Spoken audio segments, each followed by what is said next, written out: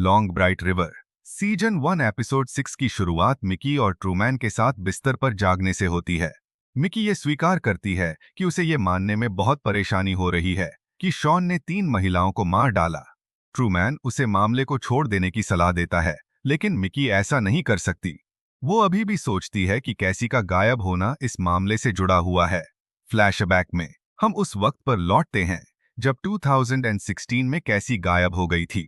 उस वक्त Mickey Simon के साथ था, लेकिन उसे कैसी को ढूंढने में कोई दिलचस्पी नहीं थी। वर्तमान में श्रीमती महोन थॉमस पर नजर रखना जारी रखने की पेशकश करती हैं, लेकिन मिकी ये प्रस्ताव ठुकरा देती है। काम पर मिकी शॉन के बारे में डैंजरेट से बात करती है। वो ये बताती है कि उसे नहीं लगता कि शॉन दोषी है, और डैंजरेट उसे आश्वासन देता है कि वे हर पहलू की जांच कर रहे हैं। पुलिस पहले से ही शॉन के घर को तहस नहस कर चुकी है, लेकिन कोई ठोस सबूत नहीं मिल पाया है। मिकी शॉन से बात करती है, लेकिन वो महिलाओं को मारने से साफ इनकार करता है। वो ये भी कहता है कि उसने एक बार कैसी को देखा था, लेकिन वो बुरी हालत में थी। शॉन के साथ अपनी बातचीत के बाद मिकी एडी को ढूंढने जाती है, लेकिन अहर्न कहता है कि वो छुट्टी पर है। मिकी एडी के घर जाकर उसे देखती है। एडी बताता है कि अहर्न अजीब तरह से व्यवहार कर रहा है और मिकी को शक होने लगता है। मद मिकी शॉन के घर जाती है, लेकिन हत्याओं से उसका कोई संबंध साबित करने वाला कोई सबूत नहीं मिलता है। वो शॉन की पत्नी से बात करती है और अंत में सब कुछ ठीक कर लेती है। मिकी कॉलिन को ये भरोसा दिलाती है कि उसके बच्चे जल्द ही वापस कर दिए जाएंगे।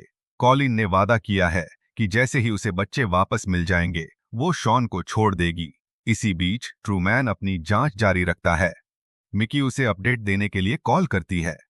जब वे बात कर रहे होते हैं, निकोल मिकी से बात करने के लिए कहती है। वे उस पर हमला करते हैं और उसे सड़कों पर बेहोश छोड़ देते हैं। मिकी अस्पताल में कुछ टूटी पसलियों और काली आंख के साथ जागती है।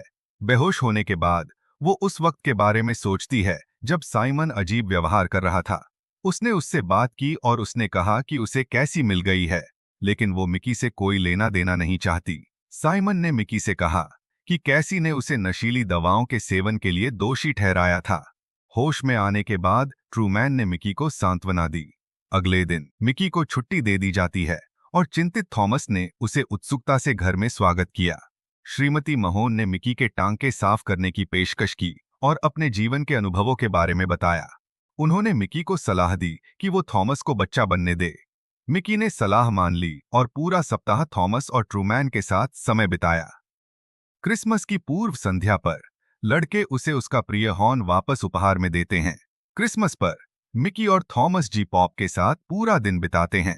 मिकी ने देखा कि रसोई की खिड़की टूटी हुई है और उसने पूछा कि क्या कैसी आसपास थी।